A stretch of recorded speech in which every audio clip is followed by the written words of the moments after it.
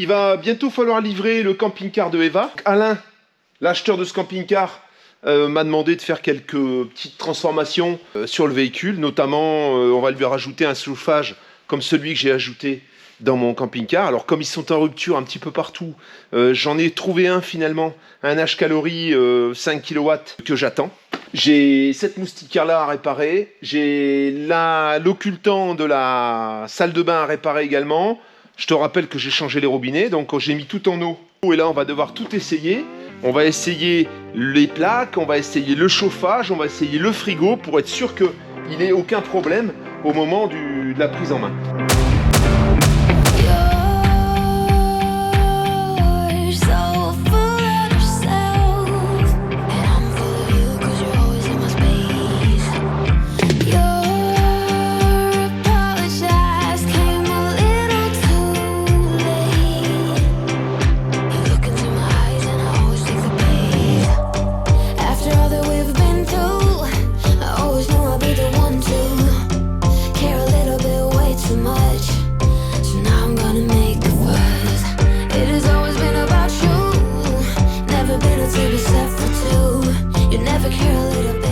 Il y a la place pour 2 bouteilles. Là, j'ai mis une bouteille presque pleine, hein, tu vois. Ce qui était pratique, c'est que avant, on avait le petit visuel là. Là, donc je sais que la bouteille, il y a. J'ai également réglé, encore une fois, le marchepied.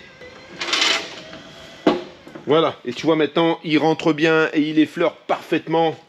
Parce qu'en fait, j'avais refait une soudure. J'ai tout refait, hein. J'ai refait le cadre, j'ai refait ici. Et ça...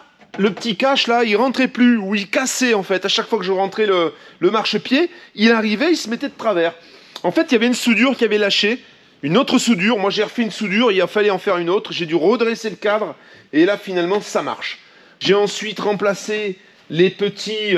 tu vois, ça, j'en avais imprimé en ABS, mais finalement, là, ça n'a pas tenu. Donc là, j'en ai remis des origines. Et du coup, la grille que j'avais faite, ben, Eva, en claquant la porte, hein, ça, c'était cassé. C'est venu taper dedans et du coup bah, là je l'ai réimprimé, hein. À l'intérieur donc j'ai branché de 220, comme ça j'ai pu contrôler que tout l'éclairage fonctionne. On va contrôler ensemble, voir si ici il y a du gaz. Je pense qu'il y avait des piezo, mais à mon avis, tu vois, est-ce qu'il y a une pile? Je sais pas, mais à mon avis ça marche plus. Le piezo, alors on va essayer tout ça. Voilà, ça marche. Ça marche. Ça marche. Il faut attendre un petit peu parce que... Voilà, tout fonctionne ici. On va mettre le frigo en route. Le frigo qui marche au 220. Donc là, comme tu peux le voir, ça s'allume. Donc j'ai déjà testé, le froid fonctionne. Moi, ce qui m'intéresse surtout, c'est le gaz. Alors le gaz, comment on fait?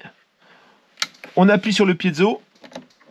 Et là, voilà, ça y est, il a déjà démarré. Il a déjà démarré, alors on va le laisser peut-être un peu tourner pour être sûr qu'il n'y ait pas de soucis. Et là tu vois, là c'était très pratique. Et là ça tourne. Voilà, le chicleur, le brûleur il est là-dedans, hein. On va le laisser tourner un petit peu et on va contrôler tout ça ensuite. Là maintenant ce que je vais faire, je vais contrôler, alors la robinetterie, j'ai tout mis en eau, tu penses bien, on a changé la robinetterie est neuve. Et ça fonctionne, la pompe va se mettre en route. Voilà, la pompe se met en route. Ici, pareil, robinet neuf. Il y a de la pression, hein. Ça fonctionne parfaitement. Donc la chaudière, je l'ai mise en eau, j'ai bien pris soin. Ici, ça c'est la sécurité. Donc la sécurité, en dessous de 3 degrés, elle saute, hein. Donc là, elle était sautée, ça a coulé un peu d'eau en dessous. J'ai rempli la chaudière. Et du coup, ici, je vais allumer le chauffage. Comme tu peux le voir, il se met en route. Pour le moment, il n'est pas en sécurité. On va le laisser démarrer, on va voir si tout tourne et s'il commence à ventiler. Mais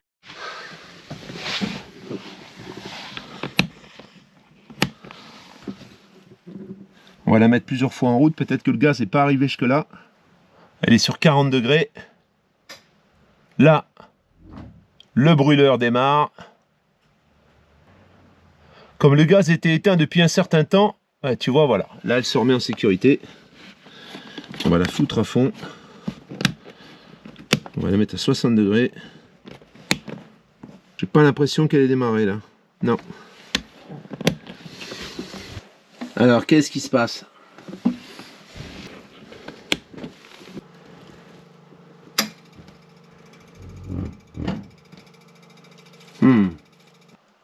Elle se met en sécurité.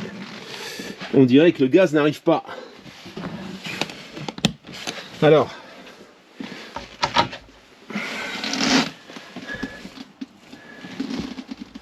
tout est allumé.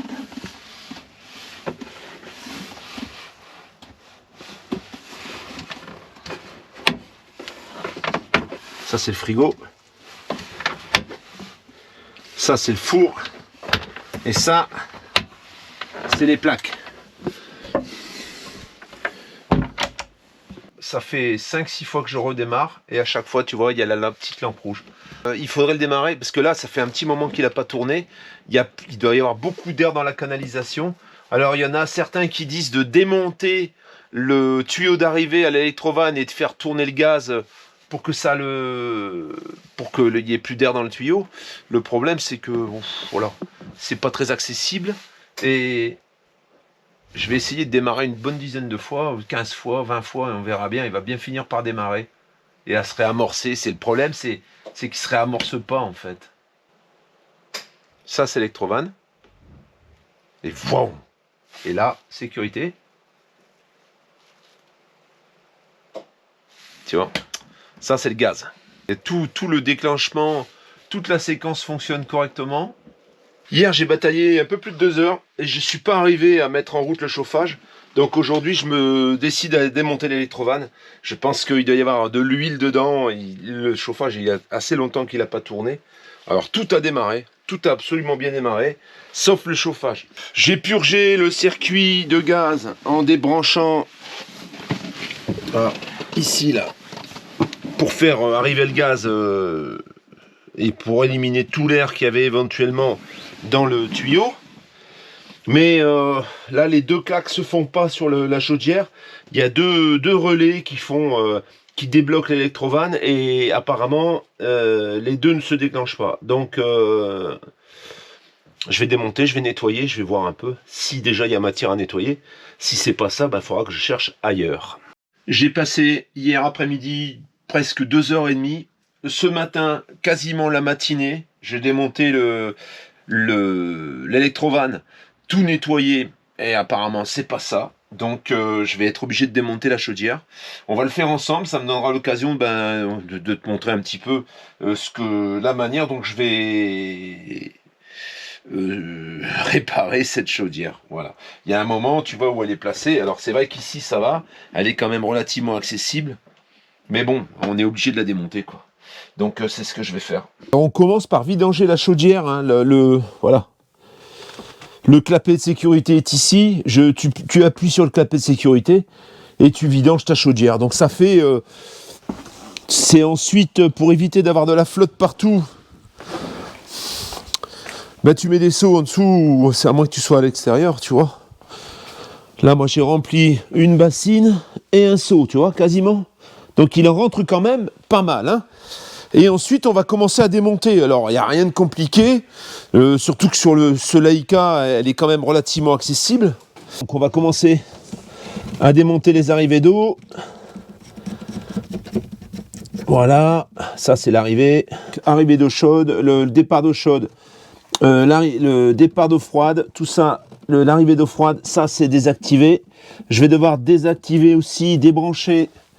Alors pour ça, je vais couper le gaz ici, mais je vais également couper le gaz à l'extérieur, sur la bouteille, comme ça, bon, même s'il s'échappe un peu de gaz, voilà, on coupe la bouteille, et comme ça c'est fait. Il y en a même qui disent que pour réamorcer la chaudière, il faut faire venir du gaz pendant 10 minutes, le temps que ça sente mauvais. J'ai lu ça sur des forums, moi je n'ai pas osé. Eh bien, on va avoir le tuyau de trop-plein qui est ici.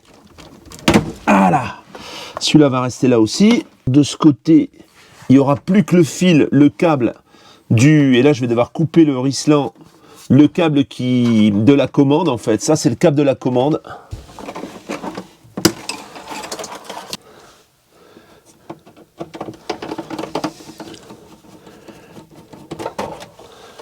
Voilà.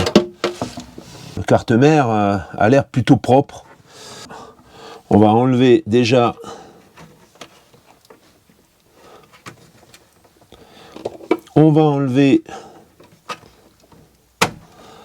la prise de la commande. On va enlever, à mon avis, il y a des choses qui viennent ici qui ne sont pas enlevées. Mais je vois un câble là qui vient vers l'extérieur. On va couper le rislant. Voilà. Et ici, on va démonter les deux arrivées là. Une fois les câbles déconnectés, eh bien on va déconnecter les durites de chauffage à la base. Donc voilà, pour nous permettre de sortir la chaudière. Alors il y aura à l'arrière également, je pense, des durites à enlever. Il risque d'y avoir le gros tuyau de la cheminée. Alors il est très possible que la cheminée soit bouchée, hein. Donc ça on verra. De toute façon j'ai pas d'autre choix que de démonter. Et là maintenant je vais enlever les deux grosses vis qui sont ici à l'embase pour pouvoir sortir la chaudière. Alors je sais pas s'il y a que deux vis, je sais pas s'il y en a derrière. On va voir ça tout à l'heure. Voilà, ils sont à peine serrés, hein.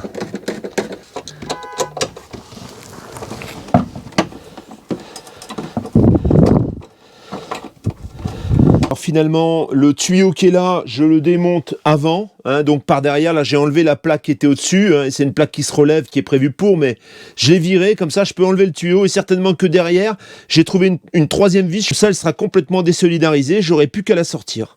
Alors ce que j'aimerais, c'est que par exemple, ce tuyau-là, il soit bouché, tu vois, parce qu'on l'a repris, il n'y avait pas la cheminée. Donc je me dis que peut-être, il y a quelque chose qui est tombé. Au moment où Eva l'a acheté, la cheminée n'y était pas. Donc j'ai un petit espoir de ce côté-là, mais bon, je rêve pas trop non plus. Alors en fait, ce qui se passe, c'est que le tuyau en plastique, là, c'est juste pour couvrir le tuyau en espèce d'inox, hein, en aluminium et en inox, pour monter, pour pas se brûler en fait, parce que là, voilà, c'est pour éviter la chaleur. Donc il y a un autre tuyau à l'intérieur, c'est fait qu'il y a deux serflex à enlever, et en fait, il y avait bien que 3 vis, donc c'est un trépied, et là maintenant, elle est prête à sortir.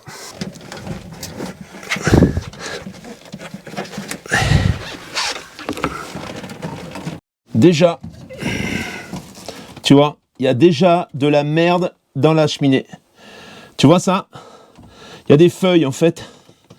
Donc je pense que, en effet, au niveau du brûleur, au niveau de la ventilation, tout ça, il doit y avoir de la merde. Donc je vais démonter et on va voir ce qu'on peut faire. Ah. Et voilà la bête. On va s'atteler maintenant à regarder ce qu'on peut régler de l'extérieur déjà, sans avoir à tout démonter. Et on verra ensuite. On va redémonter ce que j'ai remonté tout à l'heure avec beaucoup de peine. Parce qu'en fait, c'était complètement emprisonné. Là, ça va aller beaucoup mieux. On va essayer de voir pour tester tout ça.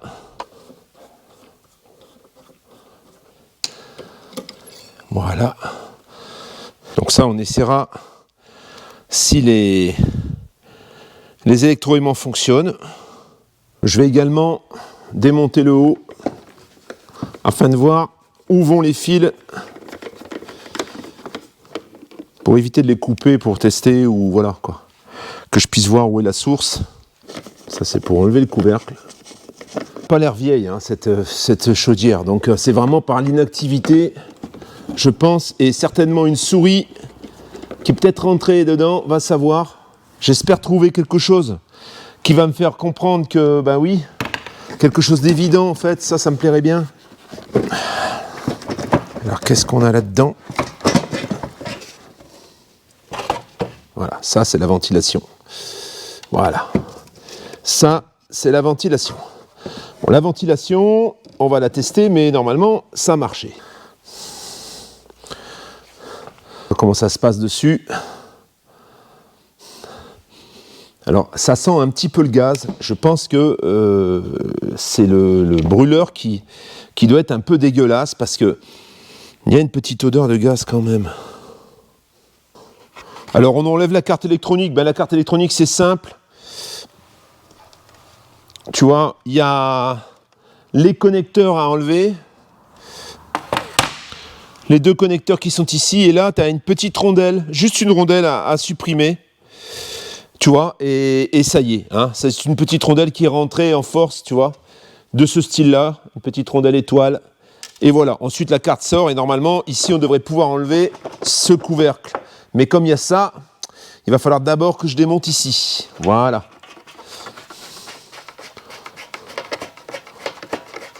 C'est très bien. C'est très bien, mais il y a ça à enlever aussi quand même, hein. Une petite pièce ici. Voilà, et ça. Ok. Bien prendre soin de garder les pièces. Hein. Voilà. On va le désolidariser d'ici. Ça, c'est le couvercle. Donc, j'aurais pas été obligé d'enlever, je pense. Mais bon, voilà. C'est fait. Couvercle enlevé. Bon.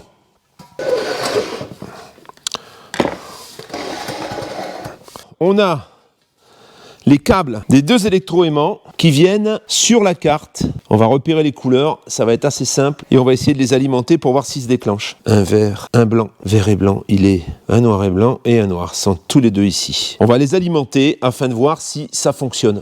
Alors en ayant repéré les câbles, eh bien c'est assez simple. Je sais qu'il y a 3 câbles qui viennent du relais, donc qui va ouvrir le gaz. Et là, qu'est-ce que je fais? Donc je les ai retrouvés ici sur la fiche. Voilà, et là je teste. Voilà, ça fonctionne, on l'entend claquer. Alors maintenant, on va tester le deuxième. Le rouge et le bleu-vert, il est là. Ça fonctionne. Donc les relais, comment dire, les électroaimants fonctionnent. Donc après ça peut être bouché. Et quand j'ouvre le relais, bon, je l'ai entendu se déclencher.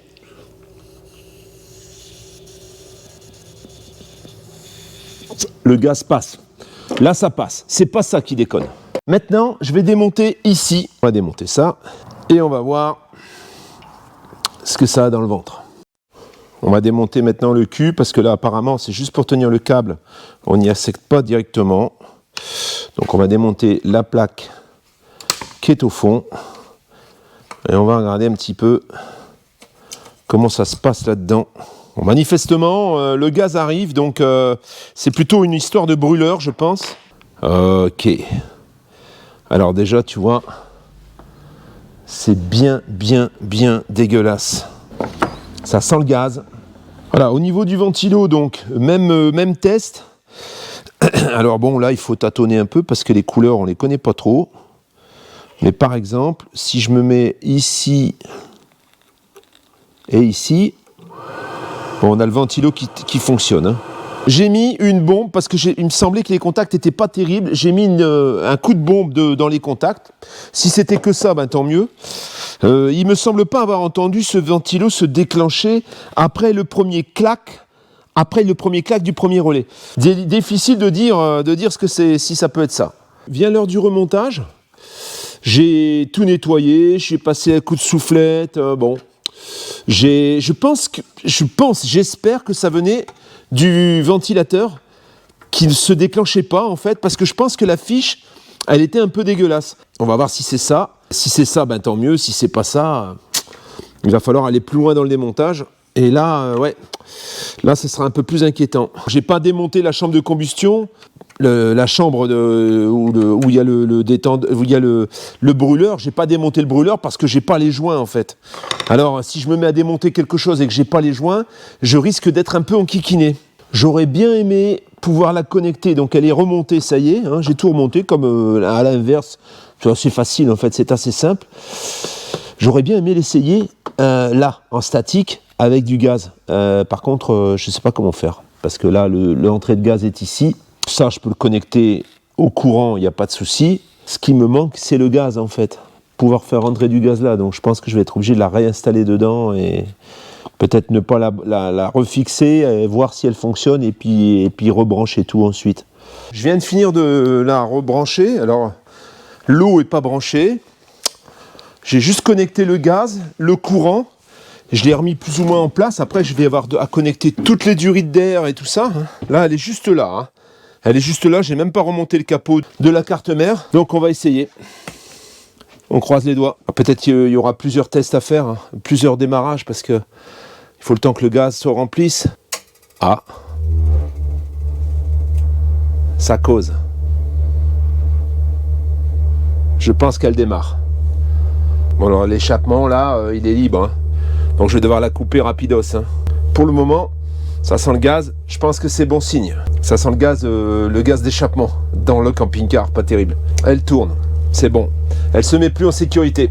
Je vais la couper. Je vais tout rebrancher. Après 3 démarrages infructueux, en fait, elle a démarré. Elle tenait beaucoup plus longtemps, mais elle s'arrêtait.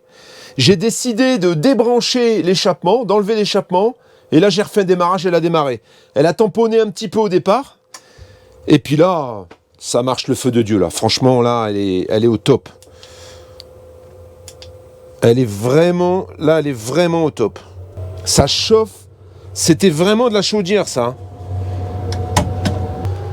C'est nickel. Franchement, c'est nickel. Je suis content. Je suis content et rassuré parce que ça fait 1 jour et demi que je suis là-dessus. Hein.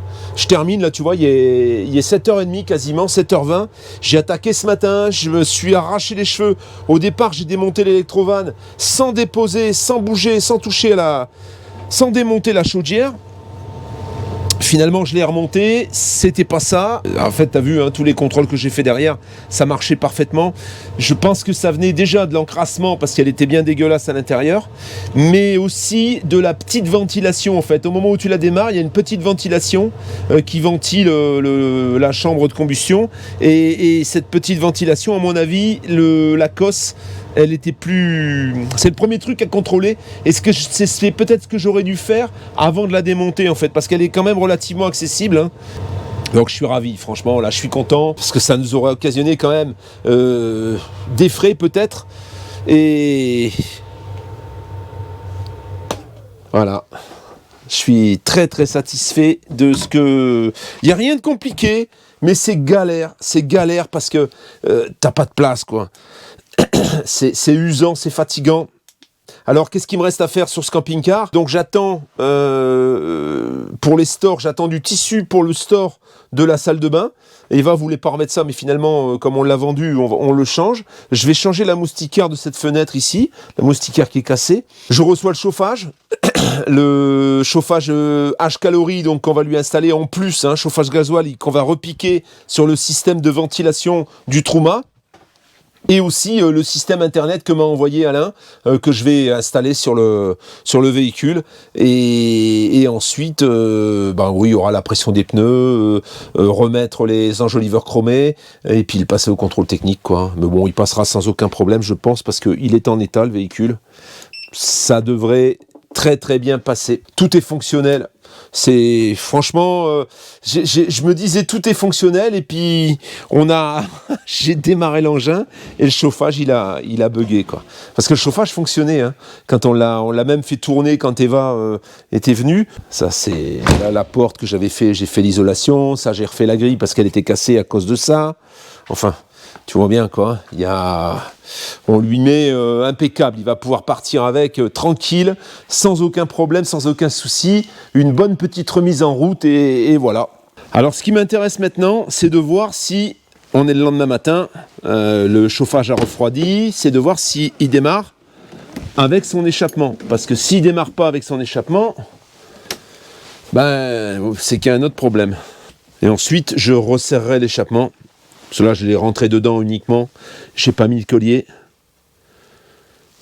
On va voir si ça démarre. Alors là, je l'ai mis sur eau chaude. Je vais plutôt me mettre... Voilà.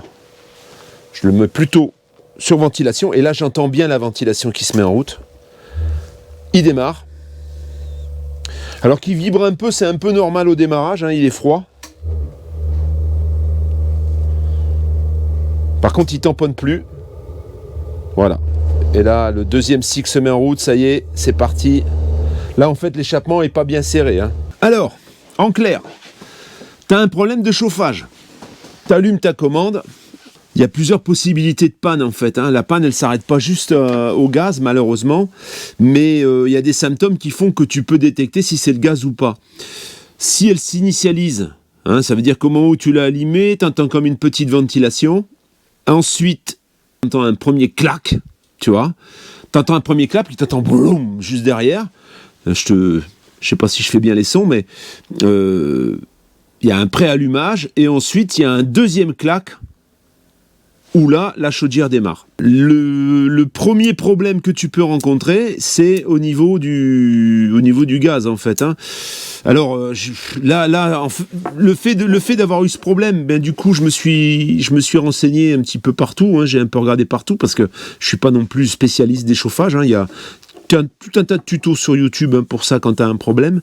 Il n'est pas vraiment expliqué la séquence, en fait. Il est clair que si tu n'as rien du tout au moment où tu allumes, ben oui, il y a un autre problème. C'est plutôt un problème électrique, je dirais. Si par contre la séquence démarre, tu entends tous les paramètres, donc en premier lieu la ventilation qui démarre. Ensuite, tu as le clac du relais, donc tu as un relais qui débloque l'électrovanne. Alors là-dessus, c'est un électroaimant. C'est un électroaimant qui vient ouvrir la vanne de gaz. Il y a ensuite un vroom, un bruit comme une explosion interne. Ça s'enflamme en fait. Et la chaudière ensuite passe à un deuxième cycle où tu entends un autre bruit de ventilation. Il y a deux ventilations en fait. Tu as la ventilation qui te permet d'évacuer le chauffage dans les tuyaux, et il y a une ventilation qui permet de ventiler la chambre de combustion ou d'évacuer les gaz d'échappement. Enfin, voilà, il y a deux ventilations. Si tous ces cycles s'effectuent et que au deuxième clac, la chaudière cale, ben oui, là, c'est certainement un problème de gaz. Alors le gaz, il faut d'abord contrôler le détendeur. Il y a comme une huile dans le gaz, il y a comme un dépôt d'huile qui se fait à la longue, et ça peut tout boucher en fait. Donc il faut vraiment voir si ton gaz sort correctement. Moi c'était le cas, j'ai débranché l'arrivée là et c'est sorti ensuite. Ensuite je suis allé près de la chaudière à l'endroit donc de l'électrovanne, j'ai débranché, j'ai fait venir un peu de gaz aussi, ça venait. Alors souvent, à ce stade-là, tu viens de changer la bouteille et quelquefois le gaz n'arrive pas tout de suite dans ta chambre de combustion. Et alors j'ai lu sur un forum que 5-6 démarrages, quelquefois ça suffisait pas à réamorcer le circuit et qu'il fallait dévisser un petit peu l'arrivée de gaz au niveau de la base de la chaudière, au niveau de l'électrovanne, pour faire venir un peu le gaz, et sitôt que ça commence à sentir, tu resserres. Et là, à ce moment-là, normalement, au moment où tu fais repartir le gaz, ça part. Mais ça peut être aussi au niveau de l'électrovanne. L'électrovanne peut être bouchée avec cette même huile. Donc là, tu l'as vu dans la vidéo, j'ai tout démonté, j'ai testé les électroaimants, j'ai vu que ça passait. Bon, voilà, c'était pas ça.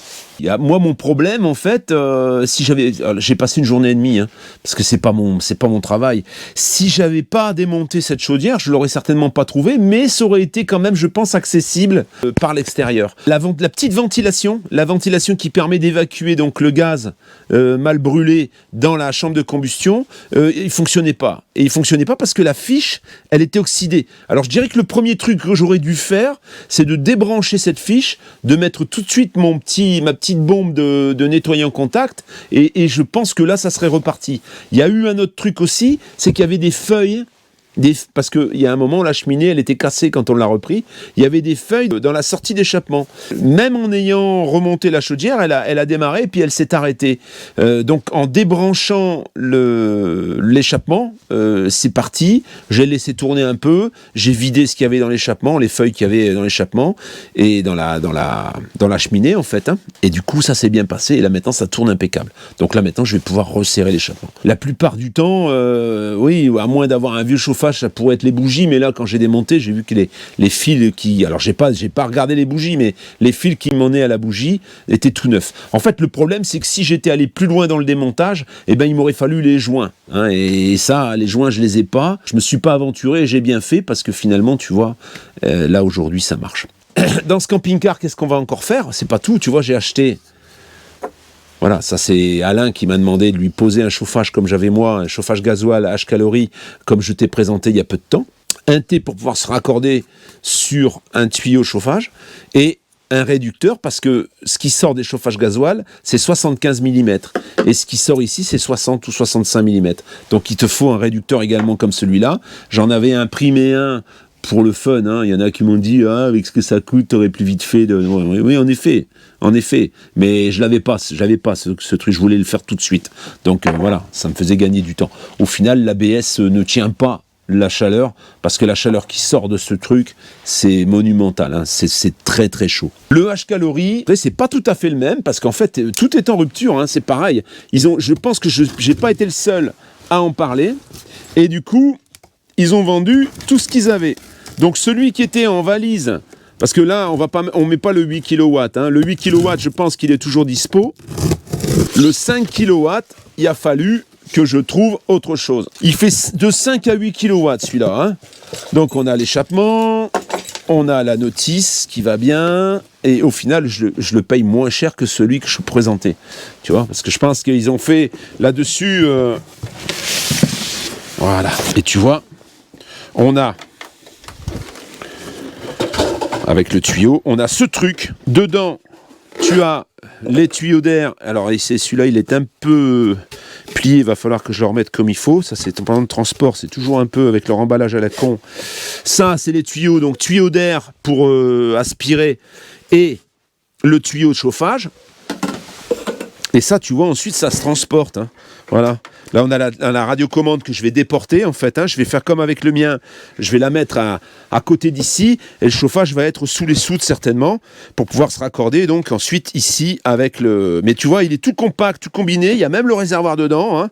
Donc, c'est super pratique. Alors, moi, j'avais mis un réservoir supplémentaire. Mais là, je vais le mettre assez accessible. Alain pourra remplir tranquillement son gasoil.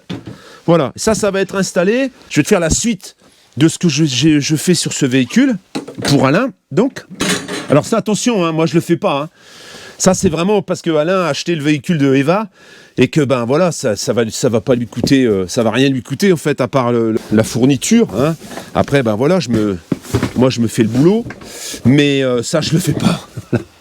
C'est pas quelque chose que je fais. Alors, j'ai commandé également, chez Flexibinox, mais je te montrerai ça au moment où je l'aurai, une sortie de gaine, parce que en fait le tuyau d'échappement passe à travers le plancher, donc il faut pas faire le trou tout juste et puis ne pas protéger la sortie, parce que sinon tu fonds l'isolation et tu peux même prendre feu. Alors moi j'ai fait ma sortie de tuyau, hein, ma sortie de gaine directement avec une pièce que j'ai coupée dans du tube d'alu. C'est un peu serré avec cet appareil, tu vois, j'ai un petit appareil comme celui-là, c'est Bosch. Alors, il y en a à tous les prix. Hein. Celui-là, il coûte une quarantaine d'euros, 49 euros. Eh bien, quand je mets... Par exemple, là, je vois que là, sur la surface, il fait 11,1. Si je regarde le plancher, ce plancher est à 11,1 aussi. Tout va être à peu près à la même température. Ici, on est à 11,4. Je vais regarder le chauffage qui vient de chauffer. Eh bien, on est à 14,4, tu vois. Comme je viens de le démarrer... Ça me permet de voir la température qui fait, donc, à l'endroit de la sortie de l'échappement. Je regarde à côté, hein, je me mets à côté du trou et je regarde quelle température on a. Et j'ai 70 degrés. Donc, ma sortie fonctionne bien, ça ne va pas prendre feu. Par contre, par sécurité, j'ai commandé deux pièces en inox, donc qui sont faites exprès. Et je te parlerai de tout ça quand je les aurai, je te montrerai, je mettrai le lien à ce moment-là du fournisseur.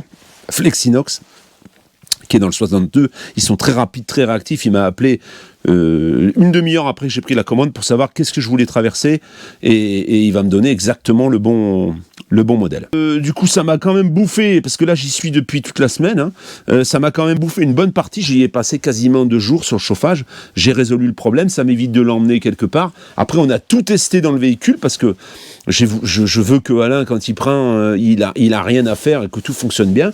Tout le reste a démarré correctement. J'ai même cru que le chauffage, on l'avait essayé, nous, déjà avec Eva, j'ai même cru qu'il allait démarrer correctement. Et il a démarré et il s'est arrêté. Voilà.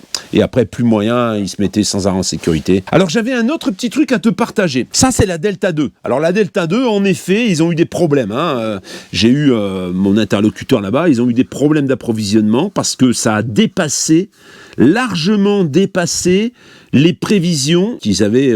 Ils avaient établi des prévisions pour la France et ils ont vendu nettement plus que ce qu'ils avaient prévu. Donc ça y est, ça rentre dans l'ordre, les stocks arrivent. Code promo ici est valable maintenant pour la Delta 2. Donc si tu as une Delta 2 à commander, alors par contre après, peut-être que tu risques d'attendre un petit peu après. Hein, ça, moi à l'heure où j'ai eu ces renseignements, ils étaient en cours d'approvisionnement. Si tu veux commander toujours, c'est toujours d'actualité.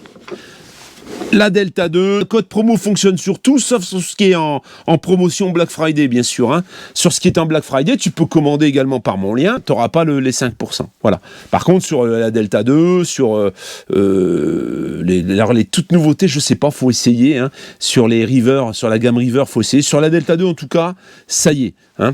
Le code promo fonctionne. Et sur le reste, pareil, hein, sur tout le reste, sauf les éléments en Black Friday. Je vais te montrer un petit tips. Ça, j'ai acheté ça il y a un petit moment chez Silvercrest, chez Lidl. Silvercrest, c'est la marque Lidl, mais tu en as dans d'autres marques. Hein. Ça fait 600 watts. Tu mets ça là-dessus. Voilà. Ça ne marche pas. Il ne marche pas lorsqu'il est incliné. Ça veut dire qu'il faut que tu mettes une cale. Alors tu vas me dire, c'est un peu chiant ton truc. Mais bon, pour se dépanner, je trouve que c'est plutôt pas mal. Voilà, donc on va mettre une petite cale comme ça, et là maintenant, normalement, voilà, il tourne. Alors j'ai mis 25, je vais me faire réprimander, donc voilà, on va mettre 21, voilà. Mais là, ça chauffe, en fait, ça fait 600 watts, et tu vois, quand je regarde, bah voilà, j'ai 646, 659, et ça chauffe super vite. Un petit espace comme un camping-car, par exemple, ça va super vite. Alors il faudrait presque avoir une prise qui redresse un petit peu, fabriquer un espèce de rallonge avec une prise redressée, mais bon, voilà. Hein, pour te montrer, je me suis pas trop enquiquiné. Là, tu vois, 584, et là, ça chauffe de feu de Dieu, hein, franchement. Hein. 600 watts avec une Delta 2, comme celle-ci, je vais avoir à peu près 1h30 de chauffage. C'est vraiment pour dépanner, hein, Et si tu prends par exemple à partir de la River Max, tu fais tourner, je l'ai essayé, tu fais tourner le chauffage. Hein. On a le même problème, il faut pencher quand même. Et puis là, bien sûr, là, une River Max, tu vas tourner 1 heure à tout casser. Hein, à tout casser, on ne sait jamais. Un petit tips comme ça peut te servir si toutefois vraiment tu avais à te chauffer. Moi je l'ai fait ici parce que ça caillait là hier et que le chauffage marchait pas et je voulais un peu de chaleur, bah, je me suis chauffé avec ça. Il a un petit moment d'arrêt, il lui faut un petit moment pour s'arrêter. Hein. Il y en a dans toutes les marques, hein, t'en as d'autres hein, sur Amazon. J'essaierai de te mettre un lien. Comme un tour de magie, me voilà à Annemasse. Comme ça. Comme ça, et le boum, on arrive à Annemasse. Je voulais parler de ce fameux chauffage. Pas du chauffage à proprement parler. Je disais justement à Eva, en rentrant, ce qui est étrange, c'est qu'à chaque fois, quand tu fais quelque chose, tu as une résistance. C'est fait exprès. Tu as un problème, ça se passe pas comme tu veux. Tu as 2 problèmes, tu perds une vis. Tu as toujours une séquence qui se ressemble en fait. Hein. Avec l'expérience, maintenant, ben voilà, j'ai l'habitude de ça. Et ce que je lui disais justement, c'est que tu as 2 solutions. Ou tu baisses les bras, et tu dis c'est pas pour moi, j'y arriverai pas, ou tu persistes. Et à un moment donné, ça marche. Ouais, et ça, c'est dans tous les domaines de la vie. C'est pas seulement dans le bricolage, mais c'est dans tout. Quand on commence à faire quelque chose, d'abord, ça marche pas. Bah, d'ailleurs, c'est aussi ça qu'ils ont repris, je pense, les Américains dans tous les films, un peu. Comme par exemple, quand il y a des combats, toujours d'abord, il perd, au dernier moment où il se relève et il gagne. Bon, ça c'est un peu trop romancé, mais c'est comme ça dans la vie avec tout. Je pense que c'est pour ça qu'il y a des gens qui sont acharnés et qui arrivent à leur fin, et qu'il y a des gens qui baissent les bras au moment où il y a un échec. En fait, je vais te donner un autre exemple. Eva s'est mise à faire des vêtements, par exemple. Au départ, si elle fait le calcul et tout, le stock, bon, c'est compliqué quand même. Hein. On peut pas dire, elle a vendu des choses, mais on peut pas dire qu'elle ait gagné. Si aujourd'hui elle se dit j'arrête là, parce que ça marche pas, ben, elle aura perdu l'expérience en fait, parce que elle a gagné une expérience. Maintenant, elle sait comment il faut qu'elle fasse pour qu'il lui reste quelque chose. Si au contraire elle disait ben non finalement, oui d'accord j'ai vendu des choses, d'accord j'ai remué de l'argent, mais j'ai rien gagné. Du coup, j'arrête. À ce moment-là, elle perd l'expérience et elle perd le bénéfice de cette expérience. Et c'est ça qui est important. Et c'est un peu ça que je voulais véhiculer Voilà, justement, on en parlait tous les deux. De ne pas abandonner au moment où il y a des difficultés qui arrivent. Voilà. De ne pas lâcher, parce que c'est le meilleur moment, en fait. C'est à partir de là, quand on se relève, parce que comme ces phrases un peu qu'on voit partout, on n'échoue pas au moment quand on tombe. Ça, c'est pas échouer quand on tombe. C'est apprendre. Échouer, c'est quand on se relève pas.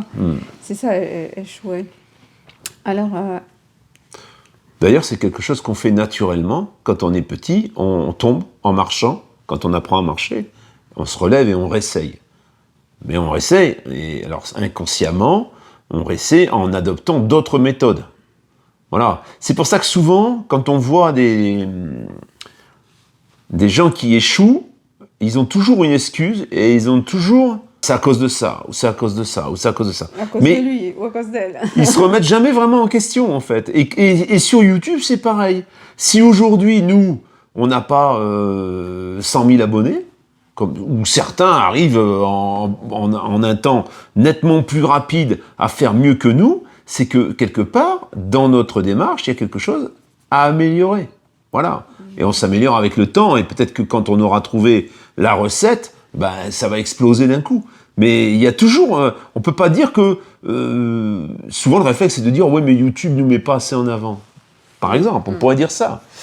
Est-ce que c'est YouTube qui nous met pas assez en avant, ou est-ce que c'est nous qui n'avons pas la bonne démarche, ou le bon comportement, Alors, ça veut pas dire que c'est tout nu, hein, tous les goûts sont dans la nature, mais il faut reconnaître que... Quelquefois aussi, c'est coup de chance par rapport à YouTube qui met en avant. Il suffit une vidéo... Oui, mais ils mettent en avant, en général, ils ont des indicateurs quand ils mettent en avant. Ils mettent en avant par rapport à une attitude, par rapport à quelque chose que tu as sorti. C'est un exemple, hein, encore. Hein. Je le dis pas pour nous, parce que nous, on est très satisfait de l'audience qu'on a. On est très satisfait des vues, etc. Hein, ça nous suffit. Mais il y en a, au contraire, qui n'arrivent pas à décoller, en fait. Ils n'arrivent pas à décoller, et ils restent à des toutes petites vues pendant des années, mais est-ce qu'ils se sont remis en question? Alors peut-être que ça les intéresse pas non plus, peut-être qu'eux, ils veulent juste partager à leur petit niveau, et ça leur suffit. Mais souvent, il y en a qui râlent pour ça. Voilà, c'est un autre exemple. Hein. Voilà, Pépette.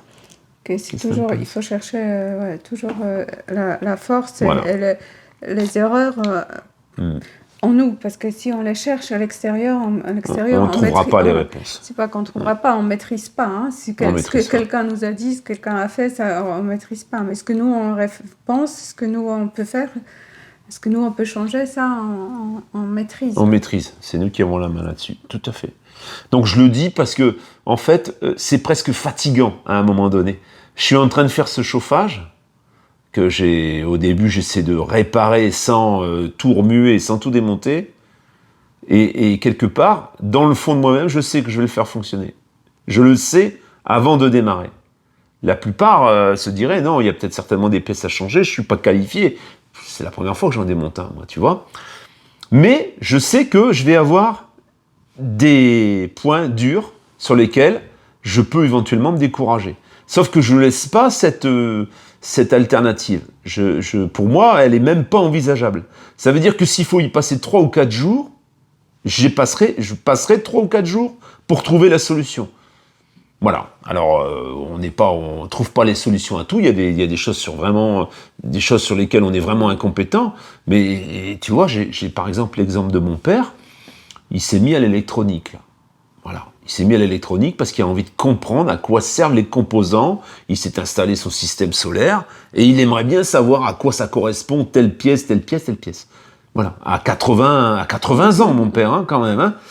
Ça ne veut pas dire qu'il va être expert en électronique, mais ça veut dire qu'il prend la peine d'apprendre pour pouvoir résoudre un problème. N'essayons pas de tricher, parce qu'à chaque fois, quand on essaye de prendre le raccourci de facilité, ben de toute façon, on perd du temps. Parce qu'on fait ces raccourcis, et après, il faut qu'on recommence tout correctement. Et c'est ce que je disais à Pascal, parce que lui, il m'a dit qu'il voulait d'abord faire vite et fait bien fait. Et moi, c'est même pas vite fait bien fait. Je voulais pas démonter la chaudière. Voilà, tu voulais arriver avec les raccourcis, en fait. Je voulais démonter sans la toucher, en fait. Démonter la pièce ce que j'ai fait, ça n'a pas Moi, fonctionné. j'ai exactement la même chose toujours dans mon travail, hein. À chaque fois, quand je veux bidouiller un peu, faire plus vite avec les angles, bah, à la fin, il faut quand même que je recommence. J'ai perdu en fait le temps de bidouillage et après, il faut que je recommence. C'est ça, Ce à zéro. que j'aurais Donc, dû ouais, ça, c'est une perte de temps aussi.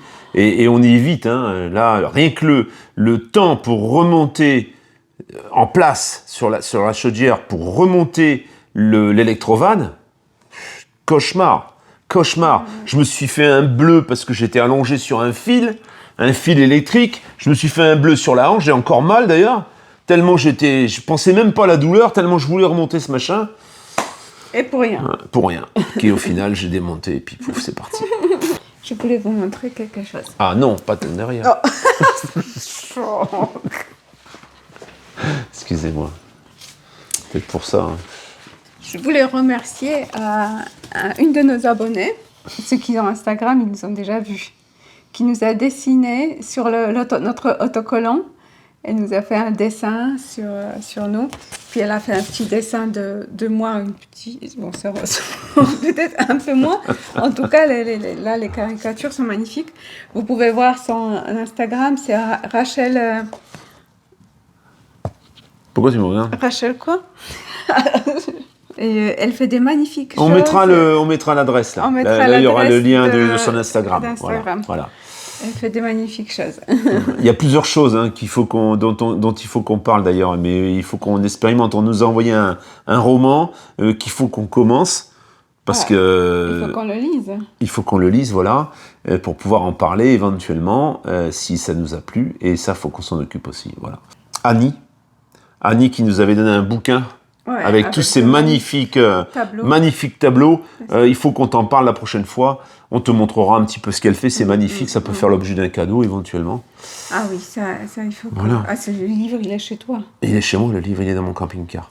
Si par contre, tu sais pas, t'as pas d'idée de cadeau, tu sais que Eva a toujours du stock. Hein, Pépette? Ouais, il y a toujours les soldes dans ma boutique. C'est les soldes, hein? Il y en a plus grand-chose, ça a super bien marché. Ça a bien marché, ouais. Les leggings, pour celles qui voulaient les leggings, il en reste que 3, alors regardez les gilets gris et noirs aussi que j'avais, et les polaires, il n'y en a quasiment plus. Il n'y en a plus, il en reste 3 aussi. 3 aussi, ouais. Et puis là, ce qu'on m'a dit, je vais faire un autre système, parce que là, j'ai des problèmes avec le fournisseur, parce qu'eux, ils ont problème, l'usine était fermée. Du coup, ça m'a prolongé encore une fois, presque 4 semaines en plus. Donc là, elle va acheter, elle va commander, elle va acheter, elle va être livrée, et seulement ensuite, elle mettra en ligne. Comme ça, il y aura des délais zéro, en fait. Hein. Il n'y aura plus de précommande, parce que là, le problème, il y a beaucoup d'impondérables. Et là, en plus, comme elle vend, elle récupère un peu le stock. Donc le stock va disparaître, ça va lui faire un petit peu d'argent, et du coup, elle va pouvoir remettre dans des trucs qu'elle va attendre de recevoir, en fait. Voilà. Ce sera plus efficace, et ce sera des séries limitées, par contre. Ce sera des toutes petites séries, donc il va falloir se dépêcher si vous voulez faire partie du... Si ça vous plaît. Voilà, si vous... voilà. Et puis, désolé encore pour ceux qui attendent. Alors, tous ceux qui ont commandé pantalon femme, homme, gilet et la veste, normalement, je serai... D'ici 10 jours, j'aurai tout ça. Même si vous avez commandé d'autres choses, je retiens jusqu'à ce que j'ai tout. D'ici 10 jours, je vais vous envoyer tout ça. Alors, ne vous impatientez pas. Et puis, désolé pour cette attente. Merci. Qui n'est pas de son ressort, c'est pas de son voilà, c'est toujours l'endroit où elle commande, ils en sont restés toujours au Covid en fait. Donc quand il y a un malade dans l'usine, l'usine elle ferme. C'est vraiment voilà. Ça existe encore en fait, hein. On arrive encore à surfer là-dessus apparemment. Pourquoi tu fais ça? Parce qu'on va se dire au revoir. Tu t'es maquillée? Je suis mignonne. Voilà la famille, c'est tout. Écoute, c'est tout ce qu'on a à te dire. Hein. C'est tout, Pépette. C'est tout. Voilà. La prochaine fois, je referai la vidéo parce que je vais finir le véhicule. Là, il me reste des trucs à faire. Je vais tout te mettre en direct pour te montrer un peu tout ce que j'ai fait sur ce véhicule et de quelle manière je l'ai fait. Voilà. Ciao, ciao. Ciao, ciao, à tout bientôt. Ciao, ciao.